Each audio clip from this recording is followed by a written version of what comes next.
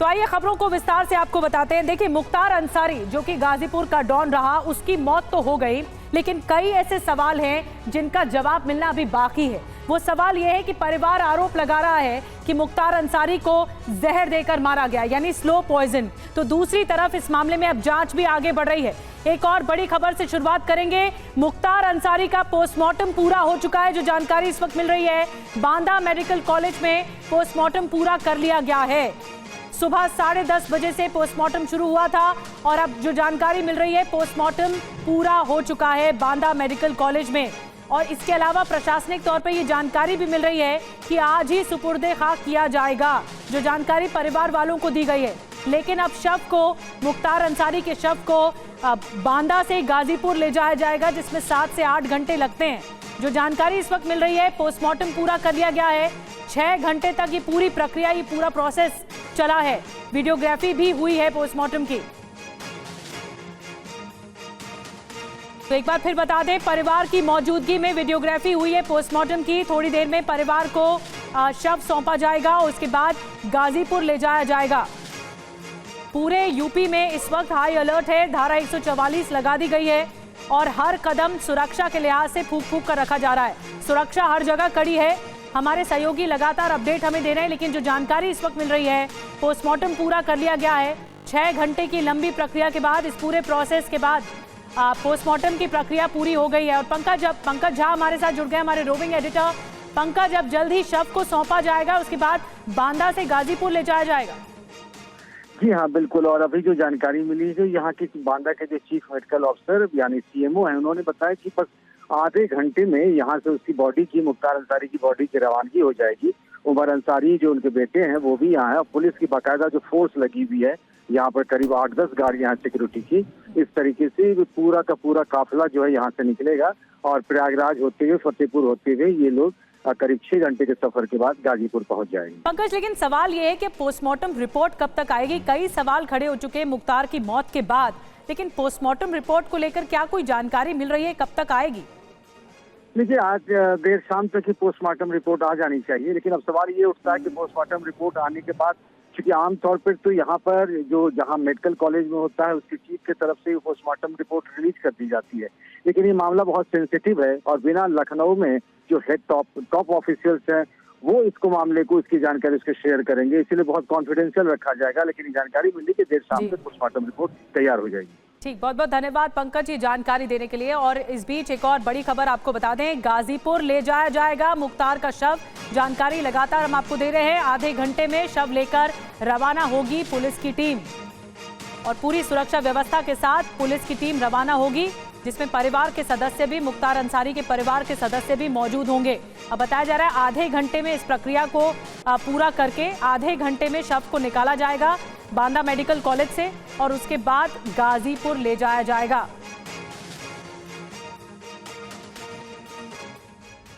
और एक और बड़ी खबर मिल रही है, मुख्तार मौत केस में न्यायिक जांच के आदेश दे दिए गए हैं। बांदा की न्यायिक मजिस्ट्रेट गरिमा सिंह इसकी जांच करेंगी। इस पूरे मौत की 1 महीने के अंदर जांच रिपोर्ट पेश की जाएगी। तो बांदा की जो मजिस्ट्रेट हैं गरिमा सिंह जांच करेंगी इस पूरे मामले की, मुख्तार मौत केस की। मौत कैसे हुई, किन परिस्थितियों में हुई, ये तमाम सवाल हैं जिसको लेकर जवाब तलाशने की कोशिश होगी। और बताया जा रहा है जो मजिस्ट्रेट हैं, न्यायिक मजिस्ट्रेट गरिमा सिंह, 1 महीने के अंदर जांच करके रिपोर्ट भी पेश करेंगी।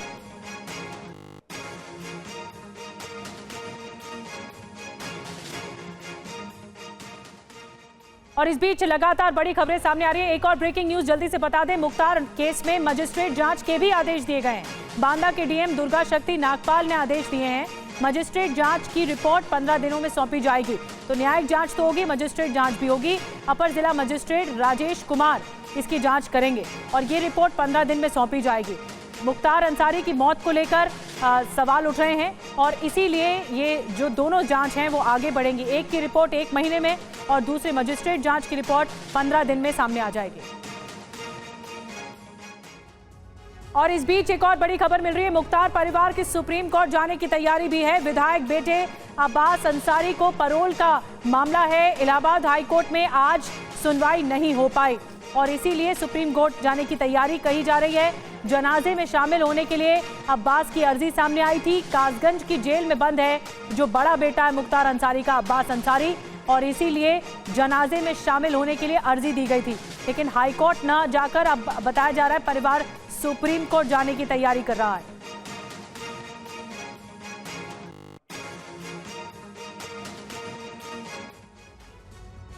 और अब आपको दो तस्वीरें हम दिखाने जा रहे हैं और तस्वीरें जो हैं किस तरह से, पहली तस्वीर आपको जो हम दिखाएंगे यूपी में खत्म होते माफिया राज की है, लेकिन इसको लेकर विपक्ष लगातार सवाल उठा रहा है, लगातार हमलावर है सत्ता पक्ष पर। पहली तस्वीर अतीक अहमद और उसके भाई अशरफ की है जब उनकी पुलिस सुरक्षा में गोली मारकर हत्या कर दी गई थी। दूसरी तस्वीर कल रात की है जब मुख्तार अंसारी की अस्पताल में मौत हो जाती है। परिवार आरोप ये लगा रहा है कि मुख्तार अंसारी को जहर दिया गया, स्लो पॉइजन दिया गया। हालांकि पुलिस प्रशासन इसे हार्ट अटैक बता रही है। इसके अलावा बड़ी खबर एक और आपको बता दें जल्दी से। मुख्तार अंसारी यूपी का वो बाहुबली था जिसकी जो तूती थी मऊ गाजीपुर से लेकर लखनऊ तक बोलती थी। जिसने भी मुख्तार से दुश्मनी मोल ली थी उसका नामो निशान मिट गया। यहां तक कि प्रशासन से जुड़े अफसरों ने मुख्तार अंसारी पर एक्शन लेने की कोशिश भी की तो उन्हें अपनी नौकरी से हाथ गंवाना पड़ा। पूर्व डीएसपी शैलेंद्र सिंह जनवरी 2004 में वाराणसी में तैनात थे। शैलेंद्र सिंह ने बीजेपी विधायक कृष्णानंद राय की हत्या से पहले मुख्तार अंसारी के जो खरीदने का राजफाश किया था, यानी पर्दाफाश किया था, उनसे जुड़े हुए कई राज उन्होंने सामने रखे थे। उन्होंने एलएमजी बरामद कर मुख्तार अंसारी पर पोटा भी लगवाया था। आपको ये सुनवाते हैं कि पूर्व डीएसपी शैलेंद्र सिंह की आंखों देखी उन्होंने क्या मंजर देखा था, किस कदर मुख्तार अंसारी खौफ का दूसरा नाम था। शैलेंद्र सिंह की जुबान से आप खुद सुनिए। देखिए, मैंने जैसा पता है सबको कि लाइट मशीन गन रिकवर कर ली और पोटा कानून उस समय एग्जिस्ट करता था तो मुख्तार पे पोटा लग गया था। और पोटा कानून बहुत ही हीनियस क्राइम पे लगता है, देशद्रोह के कानून पे लगता है। और लाइट मशीन गन भी आर्मी की चुराई हुई थी जम्मू कश्मीर से। तो मुख्तार बहुत बुरी तरह फंस गया था। और उस समय मुलायम सिंह की सरकार, अहमद की सरकार होती थी। 2003 में मायावती जी की सरकार तोड़ के इन्होंने अपनी सरकार बनाई थी। तो पूरा दबाव बनाया गया कि मुख्तार के आँच ना आवे मुख्तार पर और इस केस से उसका नाम निकाल दिया जाए। हमारे वरिष्ठ अधिकारियों के माध्यम से बार बार हमसे कहलाया गया, हम तक ये मैसेज दिया गया कि आप मुख्तार का नाम निकाल दीजिए। तो मैंने अपने वरिष्ठ अधिकारियों से कहा कि सर, आपको भी मालूम है कि एक बार एफआईआर दर्ज हो जाने के बाद कोई बदल नहीं सकता है, तो आप लोग ये कैसे मुझसे उम्मीद कर रहे हैं। तो इन लोगों ने ऊपर बात किया, फिर ये बात रखी तो ऊपर से फिर जैसा इनको निर्देश मिला कि ठीक है एफआईआर वो दर्ज हो गई, कोई बात नहीं, अब विवेचना कोई और करेगा। तो इन लोग मुझे तो नहीं डायरेक्ट कुछ कर पा रहे थे, लेकिन इनडायरेक्टली इन लोगों ने पूरी कोशिश की धमकाने की। जैसे मेरा परिवार कहीं जा रहा हो तो उस पर आगे पीछे जाके, एक बार तो उसके ऊपर चिरा झपटी की भी नौबत आई दिखाने के लिए था, जबकि अटैक था मैं जानता था। मेरी गाड़ी में कहीं जा रहा हूँ तो आगे पीछे क्रॉस की जाती थी कई गाड़ियाँ, बार बार मतलब ऐसा चलाया जाता था कि मैं टकरा के कहीं गिर जाऊँ।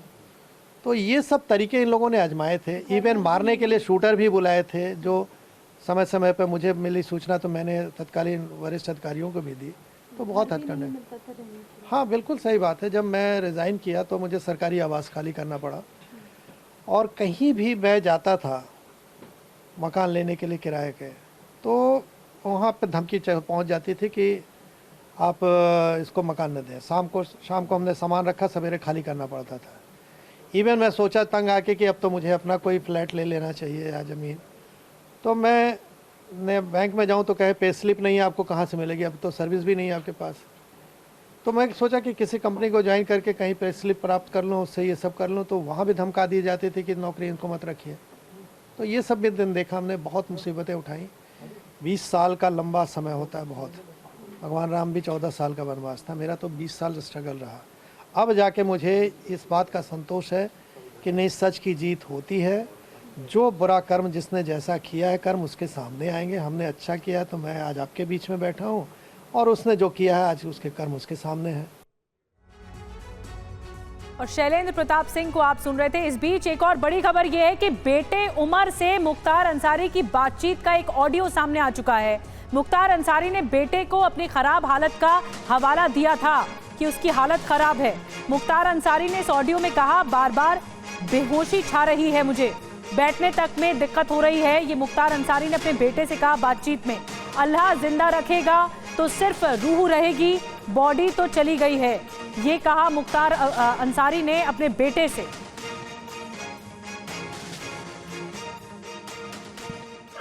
हेलो, हाँ बेटा, अस्सलाम वालेकुम पापा, कैसे हैं आप?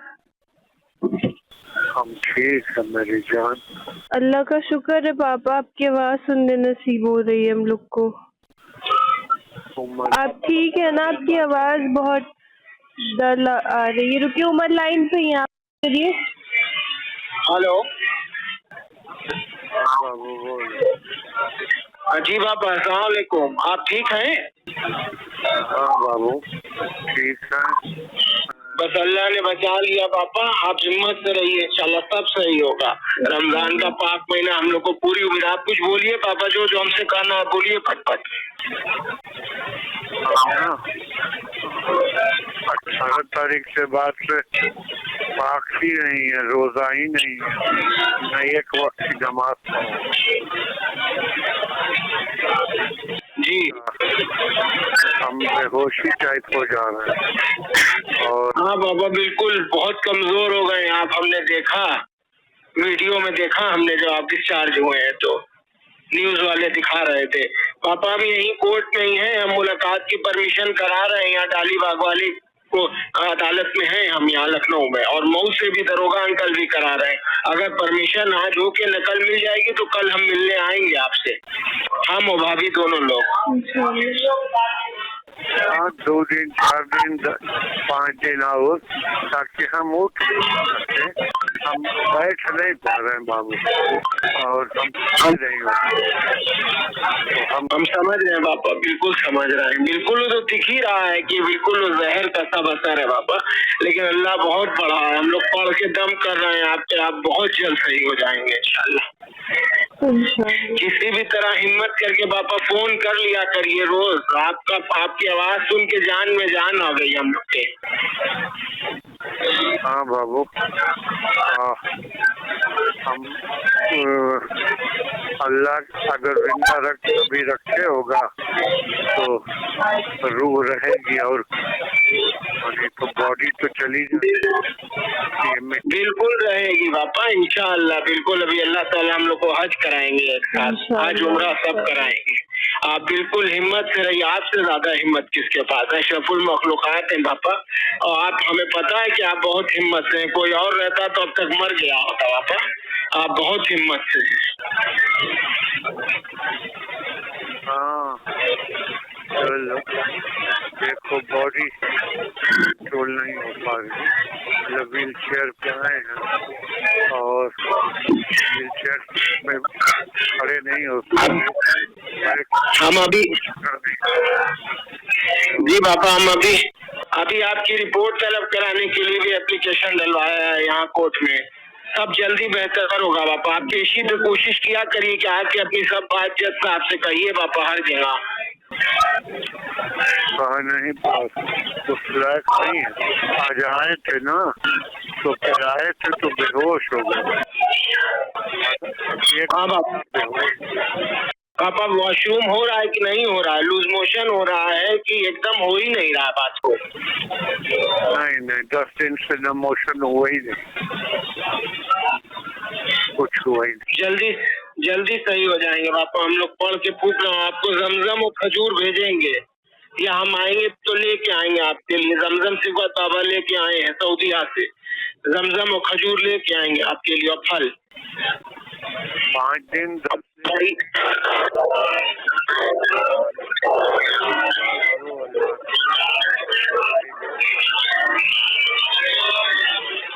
जी जरूर पापा, जरूर। जी पापा, जल्दी करा रहे हैं। भैया से भी इसी पे बात हुई थी अभी मेरी, आप 15-20 मिनट यहाँ जब आप बात कराए मेरी भी इसी पे। वीसी पे बात हुई थी, यहाँ लखनऊ पेशी पे हम आए हुए हैं कचहरी में, यहाँ वीसी पर वीडियो कॉन्फ्रेंसिंग पे बात हुई है भैया से मेरी। वो ठीक है, बस आप ही के लिए परेशान है, भाभी मिल के भी उससे आ जाएंगे। बस वो वही 2 दिन 3 दिन रुका करे, थोड़ा बच्ची तो खर्च भी कम लगेगा करना। जी पापा, आप बस हिम्मत रखिए और हम लोग जल्दी मिलने आएंगे आपसे। अगर आर्डर हो जाएगा तो कल, नहीं तो फिर 2-3 दिन बाद आएंगे, सोमवार मंगल। अभी इस लायक बॉडी नहीं है तुम हमें बोल पाओगे। तो मुख्तार अंसारी और उसके बेटे के साथ ये बातचीत, ऑडियो बातचीत आपने सुनी है, जिसमें वो कह रहा है कि उसकी हालत खराब थी काफ़ी, और ये इसी बातचीत को हमने आपको बताया। लेकिन अब हम आपको बताते हैं कि पिछले 4 साल में यूपी के किन किन माफियाओं की मौत हुई है। आइए आपको बताते हैं यूपी के किन किन माफियाओं की मौत हुई है। एक एक करके मौत की नींद सोते चले जा रहे हैं। आपको बताते हैं मुख्तार अंसारी से शुरुआत कर रहे हैं। 28 मार्च 2024 हार्ट अटैक से मौत हुई। इसके अलावा उससे ठीक पहले कुछ महीनों पहले अतीक अहमद 15 अप्रैल 2023 प्रयागराज में पुलिस कस्टडी में मर्डर किया गया, हत्या की गई। इससे अलावा मुन्ना बजरंगी का नाम याद होगा आपको। जुलाई 2018 बागपत जेल में हत्या हुई मुन्ना बजरंगी की। और संजीव जीवा जून 2023 की तारीख, जहां लखनऊ कोर्ट में हत्या हुई सरेआम। ये आतंक का पर्याय बन चुके थे और इसी वजह से लगातार एक एक करके मौत की नींद सोते चले गए। विकास दुबे का नाम याद होगा, एक बड़ा गैंगस्टर, बड़ा क्रिमिनल। 10 जुलाई 2020 को हिरासत से भागने की कोशिश में एनकाउंटर कर दिया गया। अनिल दुजाना मई 2023 यूपी एसटीएफ ने मार गिराया। तो ये तमाम गैंगस्टर्स की आपको बता रहे हैं कि कौन कौन गैंगस्टर्स का काम तमाम हो गया और इस तरह से बात सामने आई मौत की। अब आपको एक पुराना ऑडियो सुनाने जा रहे हैं जब मुख्तार अंसारी की तूती बोलती थी। 2005 में बीजेपी विधायक कृष्णानंद राय की हत्या के बाद मुख्तार अंसारी और अभय सिंह के बीच हुई बातचीत का ये ऑडियो तेजी से इस वक्त वायरल हो रहा है। हालांकि TV9 इस ऑडियो की पुष्टि नहीं करता है। कृष्णानंद राय की हत्या के बाद 2 बाहुबलियों की ये बातचीत है, जिसमें अभय सिंह के साथ ये बातचीत है। आपको बातचीत सुनवाते हैं पूरी। हम मुलाकात में बैठे थे ना। हाँ बाबू, तो हमके अंदर करके बात किया गया। अब हल्ला है, टीवी पर आ रहा है, स्टार अरे उस पर क्या दिखा रहा है टीवी पे कि गाजीपुर विधायक कृष्णानंद राय के ऊपर हमला, 7 लोगों के मरने की खबर। 7 लोग मरे? हाँ, ऐसे ही आ रहा। और विधायक बचे हैं? क्या विधायक कैसे है? ये तो टीवी पर कुछ नहीं आ रहा है, लेकिन चर्चा ये है कि वो मारे जा चुके हैं। विधायक मारे जा चुके हैं। अच्छा हुआ आप ईश्वर के उससे क्या कहते हैं कि आप बंद हो गए, नहीं तो फिर लोग इसको आपके ऊपर आरोप लगा। हाँ, सब हम ही को करते, दुश्मनी हम ही लोगों से चल रही थी। जी जी, मनमुटाव हम ही लोगों से था राजनीति। हम कहते कि अब ऐसे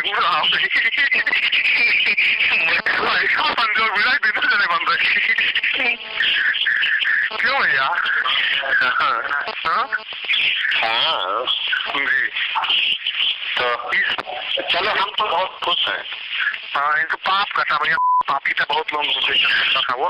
हम बहुत खुश हैं क्योंकि ये हम लोग का एकदम विरोधी था और कल विचार करना पड़ता है इसका। जिसने भी मारा है वो ठीक काम किया, हम लोग खुश हैं। और कल को इसका प्रचार करना पड़ता भैया हम लोग को। तब हाँ, अब कराओ प्रचार। बहुत दुखी था भैया भगवान की जो है। अब तो नहीं है, आज भी 25 दिन में पहली बार खबर अच्छी मिली है। अब तो नहीं ना दुखी है शेर।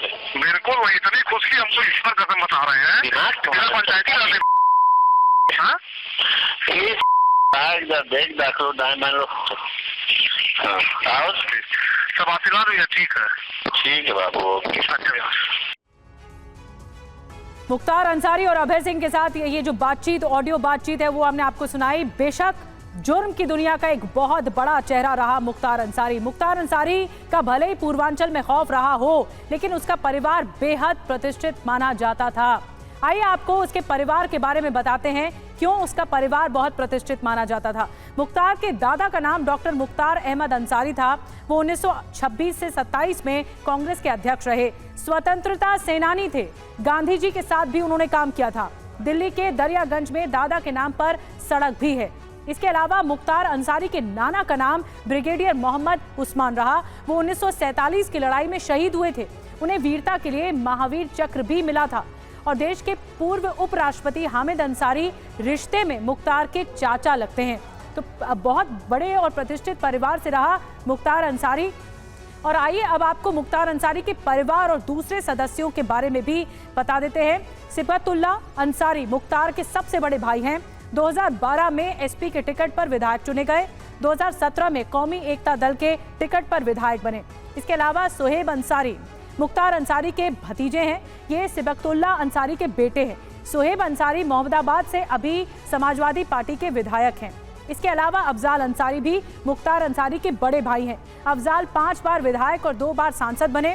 1985 में पहली बार सीपीआई के विधायक बने। 2004 में गाजीपुर से एसपी के सांसद बने। 2019 में गाजीपुर से बीएसपी के सांसद बने। और इसके अलावा नाम है अब्बास अंसारी का, मुख्तार अंसारी के बड़े बेटे का। अब्बास 2022 में मऊ से पहली बार विधायक बने। सुहेल देव भारतीय समाज पार्टी से विधायक रहे। निशानेबाजी में 3 बार के राष्ट्रीय चैंपियन भी रहे।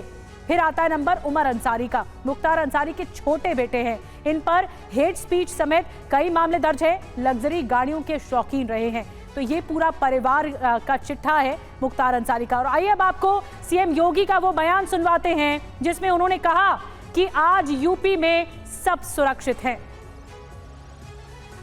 लोग वही थे, देश वही है, प्रदेश वही है, केवल सरकार बदली और कार्यशैली बदली। आज आप देख रहे होंगे, आज यूपी में कर्फ्यू भी नहीं है, दंगा भी नहीं है। आज यूपी में बेटी और व्यापारी दोनों सुरक्षित है। पर्व और त्योहार शांतिपूर्ण तरीके से मनाए जा रहे हैं। कहीं कोई अराजकता नहीं है। योगी आदित्यनाथ को आपने सुना। आगे बढ़ते हैं। माफिया डॉन मुख्तार अंसारी की मौत पर तरह तरह के अब सवाल उठ रहे हैं। इस बीच कुछ देर बाद गाजीपुर में मुख्तार अंसारी को सुपुर्दे खाक भी कर दिया जाएगा। अभी आपको दिखाते हैं माफिया मुख्तार अंसारी की जिंदगी से जुड़ी 20 कहानियां।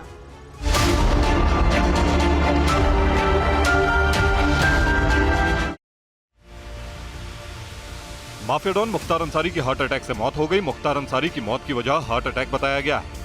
बांदा के अस्पताल में ही पोस्टमार्टम के बाद मुख्तार अंसारी का शव उसके छोटे बेटे उमर को सौंपा जाएगा। इसी बीच मुख्तार अंसारी के छोटे बेटे उमर अंसारी ने बांदा के डीएम को चिट्ठी लिखकर दिल्ली एम्स में पोस्टमार्टम कराने की मांग की है। उमर अंसारी ने चिट्ठी में लिखा है कि मेरे पिता की सुनियोजित ढंग से हत्या की गई है, जिनका पोस्टमार्टम दिल्ली एम्स के डॉक्टर के पैनल से कराने की कृपा करें, क्योंकि यहाँ के शासन प्रशासन और मेडिकल टीम से अब न्याय की कोई उम्मीद नहीं है। मुख्तार के परिवार का आरोप है कि बांदा जेल में उनको धीमा जहर दिया जा रहा था। 2 दिन पहले ही मुख्तार अंसारी के भाई अफजाल अंसारी ने यह आरोप लगाया था कि उनके भाई को जेल में मारने की साजिश रची जा रही है। अफजाल ने आरोप लगाया कि मुख्तार अंसारी के खाने में जहरीला पदार्थ मिलाकर दिया जा रहा था।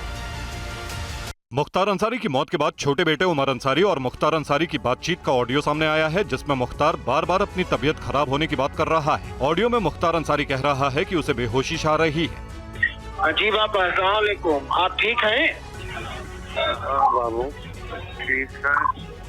बस अल्लाह ने बचा लिया पापा। आप हिम्मत से रहिए, इंशाल्लाह सब सही होगा।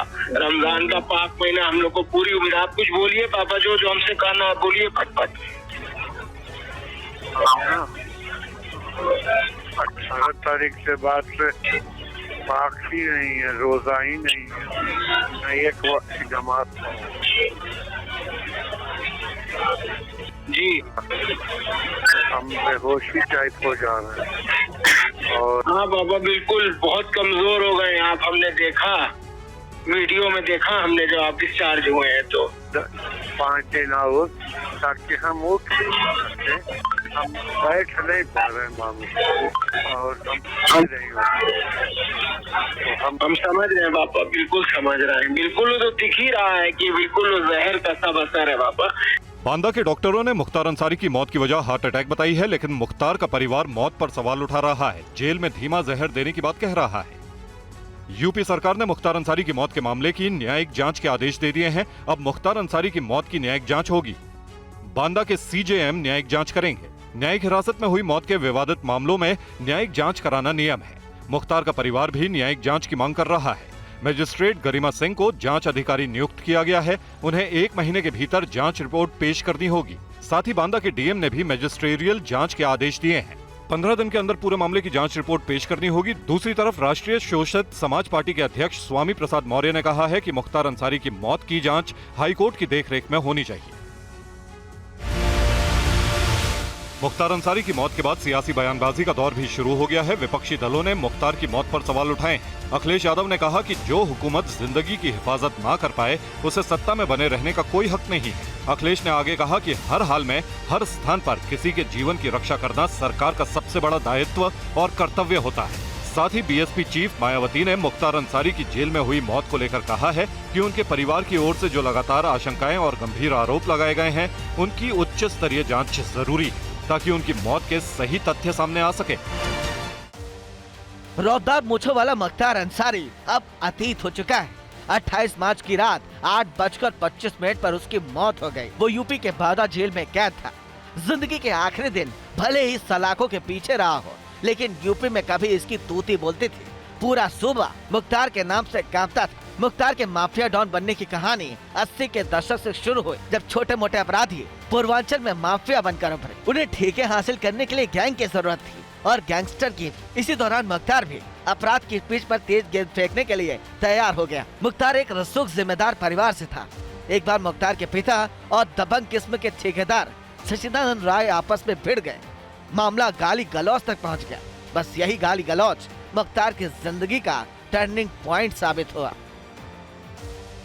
मुख्तार के पिता उस समय नगर पंचायत अध्यक्ष और भाई अफजाल अंसारी मोहम्मदाबाद के विधायक थे। सियासत के पारिवारिक रसूख ने मुख्तार अंसारी को बेखौफ बना दिया। उसने 1998 में गांव में घुसकर ठेकेदार सचिदानंद राय की हत्या कर दी। इस हत्याकांड में साधु सिंह और मखनू सिंह ने मुख्तार की मदद की। ये दोनों मुख्तार के आपराधिक गुरु थे। आरोप है कि साधु सिंह और मखनू सिंह के दुश्मन रंजीत सिंह की हत्या भी मुख्तार अंसारी ने कर दी। इस वारदात से पूर्वांचल में खलबली मच गई। रंजीत सिंह का रिश्ता त्रिभुवन सिंह गैंग से था, जिसका शागिर्द ब्रिजेश सिंह था। आरोप है कि ब्रिजेश सिंह के आपराधिक गुरु त्रिभुवन सिंह के कहने पर मुख्तार के गुरु साधु सिंह की हत्या कर दी। पूर्वांचल में गैंगवार के कारण बंदूकें गरजने लगी। सरकारी योजनाओं की ठेकेदारी, शराब के ठेकों के लिए लाशें बिछने लगी। यूपी सरकार की लिस्ट में मुख्तार अंसारी का नाम नंबर 1 माफिया के तौर पर दर्ज था। ये लिस्ट उसकी गवाही दे रही है। उत्तर प्रदेश पुलिस की अलग अलग थानों की क्राइम फाइल में मुख्तार पर 65 से अधिक केस हैं। चंद अपराधों को छोड़ दे तो ऐसा कोई संगीन जुर्म नहीं है मुख्तार अंसारी के सिर नहीं है। मुख्तार का दबदबा बलिया, गाजीपुर, वाराणसी, जौनपुर, मऊ जैसे जिलों में है। ये वही इलाका है जहाँ ब्रिजेश सिंह की तूती भी बोलती थी। योगी सरकार ने अब तक मुख्तार अंसारी और उसके गैंग के 192 करोड़ रुपए से ज्यादा संपत्तियों को या तो ध्वस्त कर चुकी है या फिर जब्त कर चुकी है। मुख्तार गैंग के अब तक करीब 100 अभियुक्त गिरफ्तार किए जा चुके हैं। इनमें से मुख्तार के 75 गुर्गों पर गैंगस्टर एक्ट में कार्रवाई की जा चुकी है।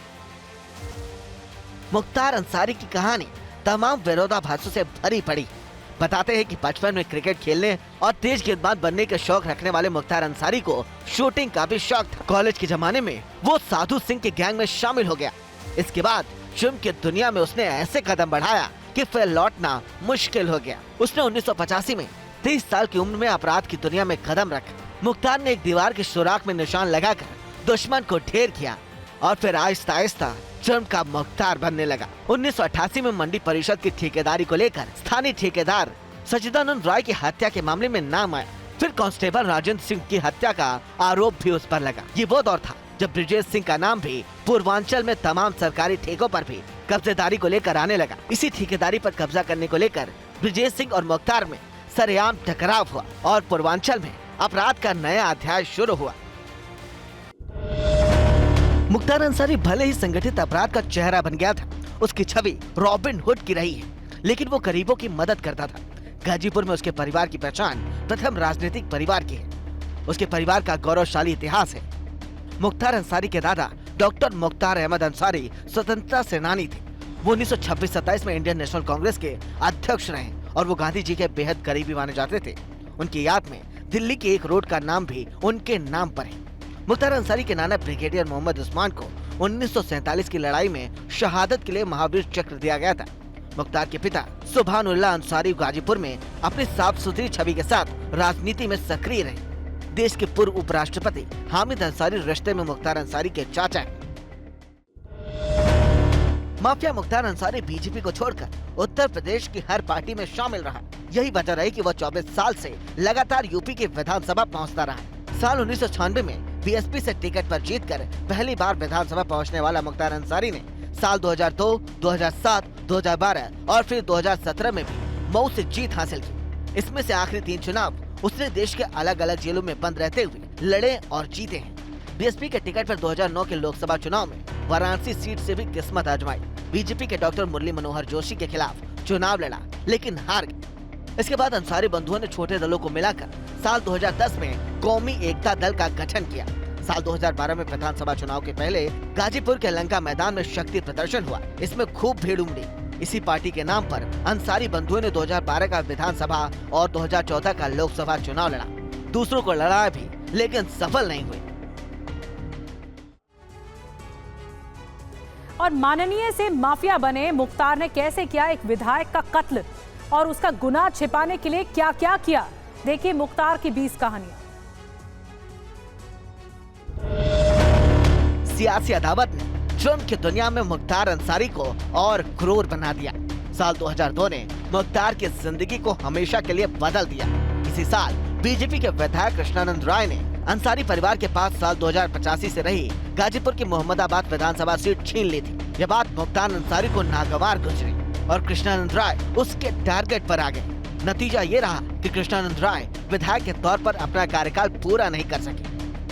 3 साल बाद यानी कि साल 2005 में उसकी हत्या कर दी गई। कृष्णानंद राय एक कार्यक्रम का उद्घाटन करके लौट रहे थे, तभी उनकी गाड़ी को चारों तरफ से घेरकर अंधाधुंध फायरिंग की गई। हमले के लिए ऐसी जगह को चुना गया था जहां से गाड़ी को दाएं बाएं मोड़ने का कोई रास्ता नहीं था। हमलावरों ने AK-47 से करीब 500 राउंड गोलियां बरसा दी, जिसमें कृष्णानंद राय समेत गाड़ी में मौजूद सभी साथियों की मौत हो गई।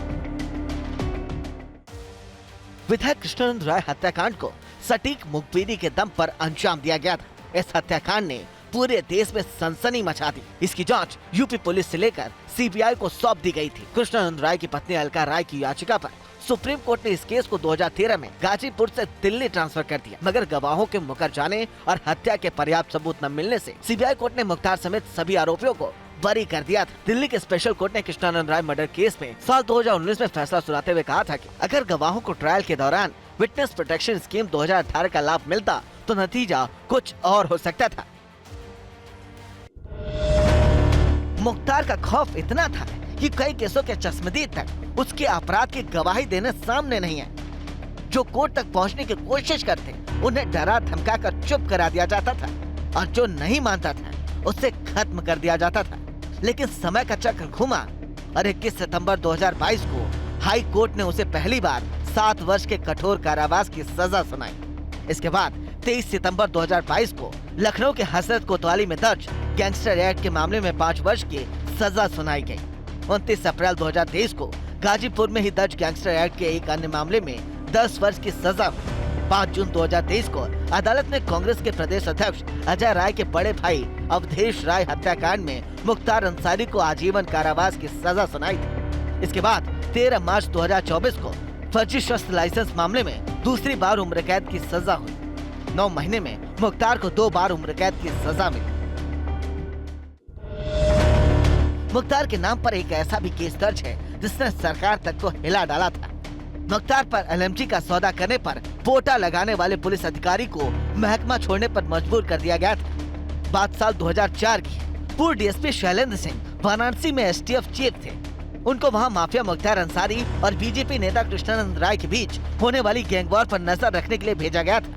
इस बारे में शैलेंद्र सिंह ने एक इंटरव्यू में कहा था कि वो मुख्तार अंसारी पर नजर रखने के लिए उनका फोन टैप करते थे। एक दिन मुख्तार अंसारी किसी से LMG यानी लाइट मशीन गन खरीदने की बात कर रहा था। वो कह रहा था कि वो किसी भी कीमत पर उसे LMG चाहिए। वो उसे कृष्णानंद राय की हत्या करना चाहता था। उसने 2004 में आर्मी के एक भगोड़े से चुराई गई लाइट मशीन गन खरीदने की डील की थी, जो करीब 1 करोड़ रुपए में हुआ था। अपराध की दुनिया में अपने परिवार से मुख्तार अंसारी इकलौता शख्स नहीं है। मुख्तार की पत्नी हफ्सा अंसारी के खिलाफ 11 मुकदमे दर्ज हैं। इसमें धोखाधड़ी व गैंगस्टर एक्ट समेत अन्य अपराधों के मुकदमे शामिल हैं। मुख्तार के बड़े भाई पूर्व विधायक सिबकतुल्लाह अंसारी के खिलाफ भी कई मुकदमे दर्ज हैं। सांसद रह चुके अफजाल अंसारी के खिलाफ 7 मुकदमे दर्ज हैं। हत्या के 1 मुकदमे की सीबीआई जांच चल रही है। मुख्तार के विधायक बेटे अब्बास अंसारी के खिलाफ 8 मुकदमे दर्ज हैं। अब्बास की पत्नी निखत के खिलाफ भी आपराधिक षड्यंत्र समेत कई अन्य धाराओं में केस दर्ज है। मुख्तार के दूसरे बेटे उमर अंसारी के खिलाफ धोखाधड़ी समेत अन्य धाराओं में 6 केस दर्ज है। और मुख्तार की 20 कहानियों का सफर अभी जारी है। आगे देखिए माफिया डॉन के जेल में रुतबे की कहानी। मुख्तार जेल से ही गैंग चलाता रहा। इलाहाबाद हाई कोर्ट ने मार्च 2023 में एक शूटर के जमानत पर सुनवाई करते हुए मुख्तार गैंग को देश का सबसे खतरनाक गिरोह कहा था। कहा जा रहा है कि रुतबा इतना था कि मछलियां खाने के लिए गाजीपुर जेल में ही तालाब खुदवा दिया। ये बात 2005 की है, जब मऊ में हिंसा भड़कने के बाद मुख्तार अंसारी ने सरेंडर किया था। उसे गाजीपुर जेल में रखा गया। मुख्तार तब विधायक था। उसे ताजी मछलियां खाने के लिए जेल में ही तालाब खुदवा दिया था। राज्यसभा सांसद और पूर्व डीजीपी बृजलाल ने भी इस बात को माना था कि मुख्तार तब गाजीपुर जेल में डीएम समेत बड़े अधिकारियों के साथ बैडमिंटन खेला करता था। मुख्तार के रुतबे की एक कहानी बांदा जेल की भी है। मुख्तार अंसारी को पंजाब की रोपड़ जेल से अप्रैल 2021 में यूपी के बांदा जेल शिफ्ट किया गया। इसका असर ये हुआ कि कोई भी जेलर इस जेल का चार्ज लेने के लिए तैयार नहीं हुआ। बांदा में 2 जेल अधिकारी विजय विक्रम सिंह और AK सिंह को भेजा गया। जून 2021 के बाद जिला प्रशासन ने जेल का छापा मारा। उस दौरान कई जेल कर्मचारी मुख्तार की सेवा में लगे मिले। तत्कालीन डीएम अनुराग पटेल और एसपी अभिनंदन की ज्वाइंट रिपोर्ट पर डिप्टी जेलर विशेश्वर प्रताप सिंह और 4 बंदी रक्षक सस्पेंड कर दिए गए थे।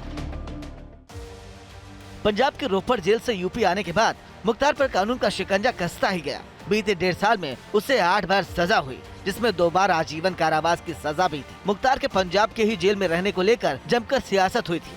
पंजाब की तत्कालीन कांग्रेस सरकार पर रोपड़ जेल में मुख्तार को वीआईपी ट्रीटमेंट देने के आरोप लगे थे। मुख्तार पर आरोप लगाने के लिए यूपी सरकार को सुप्रीम कोर्ट तक जाना पड़ा था, जहां पंजाब पुलिस की तमाम दलीलों के बावजूद मुख्तार को यूपी वापस भेजने का आदेश दिया गया। जिसके बाद 6 अप्रैल 2021 को उसे रोपड़ जेल से एम्बुलेंस के जरिए कड़ी सुरक्षा के बाद बांदा जेल लाया गया था।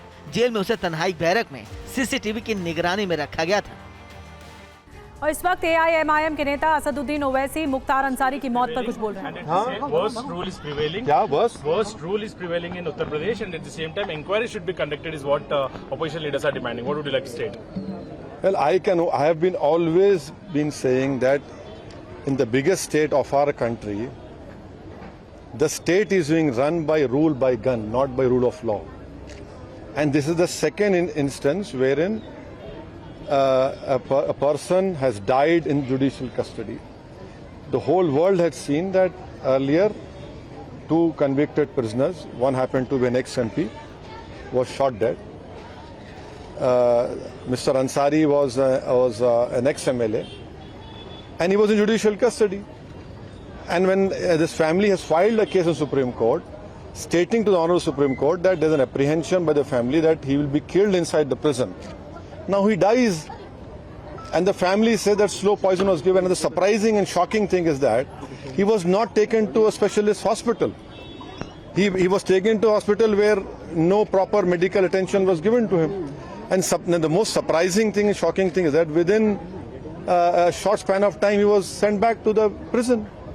So definitely what the family is demanding, I hope that the Uttar Pradesh government, in the interest of justice, in the interest of rule of law, will have an impartial inquiry.